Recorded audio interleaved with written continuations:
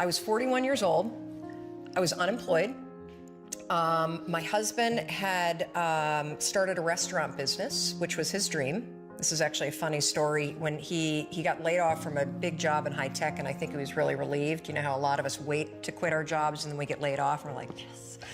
And he said, I'm not going to look for a job. I'm going to go into the restaurant business. And I think I said the most famous lines of our marriage at that point. I looked at him and I said, listen, buddy, inspiration is for strangers. You get your butt back to that job and you pay the mortgage. And again, micro moment where I'm being a jerk instead of being a supportive wife. But that's an example of where when he said he was not going to go get a job, but he was going to start a business, the first thing that was there was fear. Right. And so fear was making the decision for me. God, I love that you can share that though. That's so powerful. Well, so what happened is the first restaurant was a home run. And of course, what do you do when things are successful? You grow it. You grow it really big. And so they decided to raise some money. And we threw in our home equity line, the kids' college savings. They tried to open a second and a third, and at the same point, a grocery store chain encouraged them to go into wholesale. So it basically got way too big, way too fast, and the wheels started to come off. And they came off so badly that the second restaurant failed, and they held on to it for too long, like a lot of us do. It's another trick our brains play on us called sunk costs. When you throw a ton of time and a ton of money at something, it's really hard to let go of it. And if you haven't done it in business, we all have a relationship in our past, stayed way too long. That was a trick your brain played on you. So by the time that they closed the second restaurant, it was an $800,000 loss. Ooh. I mean, that meant our entire home equity line gone. Right. It meant kids' college. I get just choked up just thinking about how terrifying it was. And so I found myself at the age of 41, like just feeling like a complete failure. And so did Chris. And to make it worse, not only had we lost all of our savings, but so many friends and family members had invested. And so there was this real tension between the truth of what was happening and what you had to do in public, because it was a public business. Shame, failure, embarrassment, and the liens started to hit the house. The phone started to ring, and it was nothing but collection calls. And I just remember feeling this tremendous shame.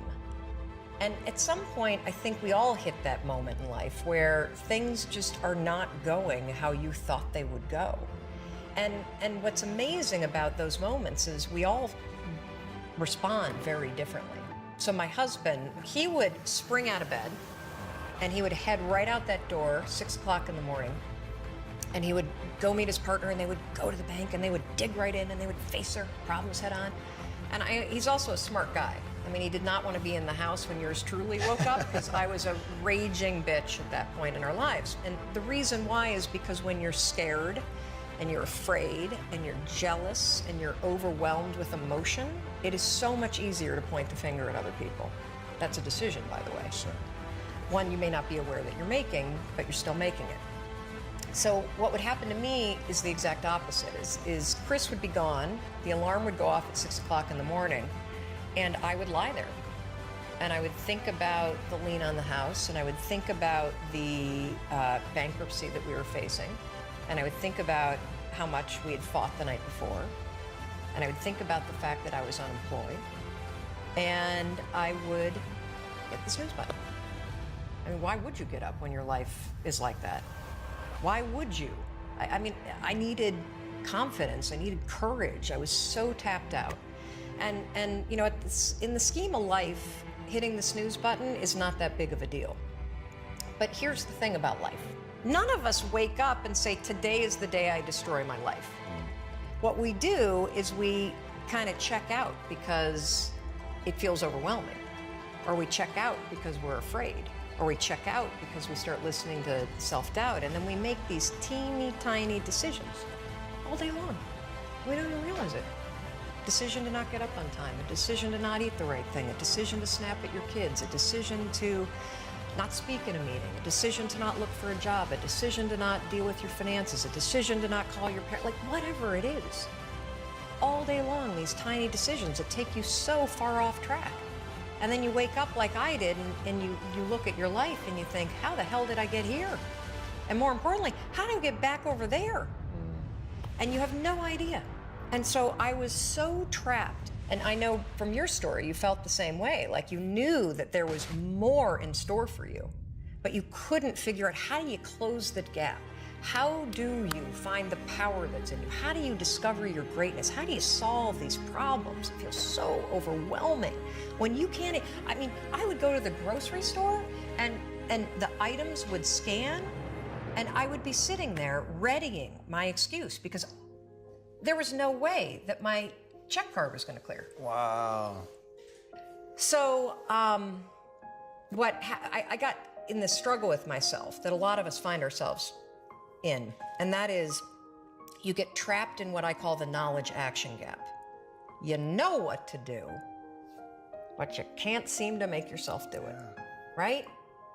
I mean, every one of us is one Google search away from a list of instructions that if you follow any of them, it will change your life. But how do you get out of your head and stop thinking about what you need to do and actually do it? And in my case, this stuff was pretty easy. Get up on time, make breakfast for the kids, get them on the bus, start looking for a job. Be nicer to Chris. Don't drink so much. Instead of isolating yourself, pick up the phone and call a friend. Get yourself out into the woods and go for a walk. Start running again. Like all these little things that I was capable of, but I couldn't get out of here. Could not get out of here. And if you're stuck, that's the problem. The problem is you're in your head, you're thinking. That is the universal problem. And it all starts with this knowledge of what to do, and then you hesitate and you think about whether or not you feel like doing it. So for a couple months, I was really stuck. Chris would get up at 6, I'd hit the snooze, and then I'd hit the snooze, and then I'd hit the snooze. The kids would miss the bus. And then every night I'd do the same thing. I'd go in bed. Have you ever had one of those nights? Probably before you started your company, but where you go in bed and you're like, all right, Tom, that's it. Tomorrow, it's the new me. Tomorrow, I'm gonna get up on time. I am gonna go to the gym. I am gonna look for a job. I'm not gonna drink so much. It's gonna be amazing. The new me, the future me. Woo! Let's do this, right? Then you go to bed and you wake up 7 hours later and you're like, I don't feel like the new me. It's the only, that's a stupid, see, motivation's garbage. It's never there when you need it. Ever, ever, ever, ever. And so here's what happened to me, and thank you for wearing the NASA t-shirt. It's a really stupid story. It's a powerful story. So one night, Chris had gone to bed. I had been struggling. We still had all the same problems. We still had a lien on the house, still facing bankruptcy, still fighting like crazy. I was still unemployed. Now, here's a really interesting point. I talk a lot about your instincts and inner wisdom. And we can get into this a little bit later, but a lot of us talk about the fact that you have a gut feeling. But what all this research that I've done for the book and all the speaking that I do, what I've discovered that's fascinating is actually when you set goals, when you have an intention on something that you want to change about your life, your brain helps you. What it does is it opens up a checklist, and then your brain goes to work trying to remind you of that intention that you set. And it's really important to develop the skill, and I say that word purposefully, the skill of knowing how to hear that inner wisdom and that intention kicking in and leaning into it quickly. So for me, my brain saying, that's it, right there, move as fast as a rocket, Mel. I wanted to change my life. And I think most people that are miserable or that are really like dying to be great and dying to have more, we want to change. We want to live a better life. We want to create more for our families. We want to be happier. The desire is there. Again, it's about how do you go from knowledge to action. So the first thing in this story that's important is realizing that the answer was in me. And my mind was telling me, pay attention. There were moments all day long, just like that 5-second moment in bed, where I knew, knowledge, what I should do. And if I didn't move within 5 seconds, my brain would step in and talk me out of it. Every human being has a 5-second window. It might even be shorter for you. You have about a 5-second window in which you can move from idea to action before your brain kicks into full gear and sabotages any change in behavior. Because remember, your brain is wired to stop you from doing things that are uncomfortable or uncertain or scary.